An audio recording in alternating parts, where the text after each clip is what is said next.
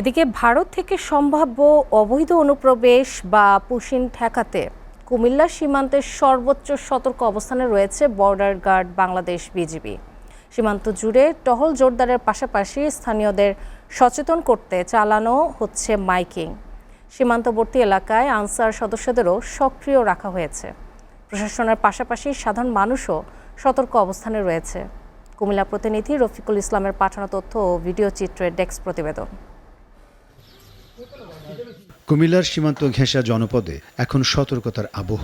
সম্ভাব্য পুশিন ঠেকাতে প্রায় ১০৬ কিলোমিটার সীমান্ত এলাকায় জোরদার করা হয়েছে নজরদারি। গ্রাম থেকে গ্রামে চলছে মাইকিং।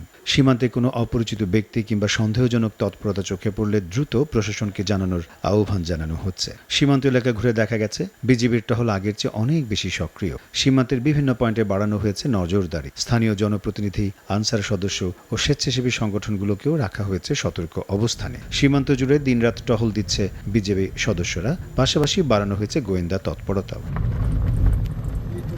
পুশিনের সম্ভাবনা নিয়ে উদ্বেগ রয়েছে সীমান্তবর্তী এলাকার মানুষের মধ্যেও। তবে যে কোনো পরিস্থিতিতে প্রশাসনের পাশে থাকার কথা জানিয়েছেন তারা। দেশের সীমান্ত সুরক্ষায় নিজেদের দায়িত্বশীল ভূমিকা রাখার প্রত্যয়ও ব্যক্ত করেছেন স্থানীয়রা। আমরা সাধারণ জনগণ যারা আছি এলাকাবাসী তাদেরকেও বলছে যে আমরা একটু সাবধানে থাকার জন্য। এদিকে আপাতত কোনো কিছু দেখছি না, বিজিবি অতিরিক্ত টল দিতেছে। এদিকে 0 পয়েন্টে বেড়া অবস্থা বেশি, এদিক দিয়ে কোনো সিস্টেম নাই, এদিন পুশিং করবে। আগে যে বিজিবি ছিল আরো বেশি। সম্প্রতি কুমিল্লা সীমান্ত দিয়ে কোনো ধরনের পুশিনের ঘটনা ঘটেনি বলে জানিয়েছেন কুমিল্লা 10 বিজিবির অধিনায়ক মীর আলী এজাজ। তবে সম্ভাব্য যে কোনো পরিস্থিতি মোকাবেলায় বিজিবি সর্বোচ্চ প্রস্তুতি নিয়েই মাঠে রয়েছে বলে জানিয়েছেন তিনি। যেসব অঞ্চলে পুশিং হতে পারে সেই অঞ্চলগুলোকে আমরা চিহ্নিত করে সেই সব এলাকাতে আমরা আমাদের টহল বৃদ্ধি করেছি।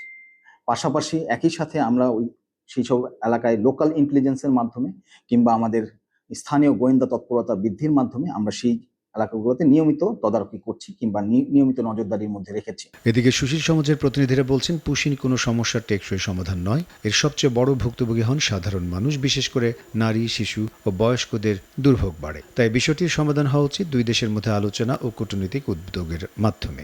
একটি পরিবার ছোট বাচ্চা সহ 17 দিন ধরে এই তারকাটা বেড়ার সাথে বসবাস করছেন। তারা আসতেও পারছেন না, ওপারে যেতেও পারছেন না।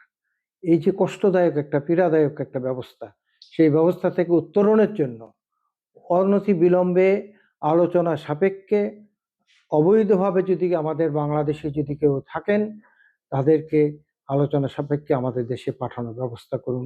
সীমান্তে এখন সতর্কতার প্রহর। অনুপ্রবেশের আশঙ্কা ঠেকাতে নিরাপত্তা বাহিনীর তৎপরতার পাশাপাশি সচেতন রয়েছেন স্থানীয় বাসিন্দারাও। সীমান্ত নিরাপত্তা নিশ্চিত করতে এই নজরদারি ও প্রস্তুতি অব্যাহত থাকবে বলে জানিয়েছেন সংশ্লিষ্টরা।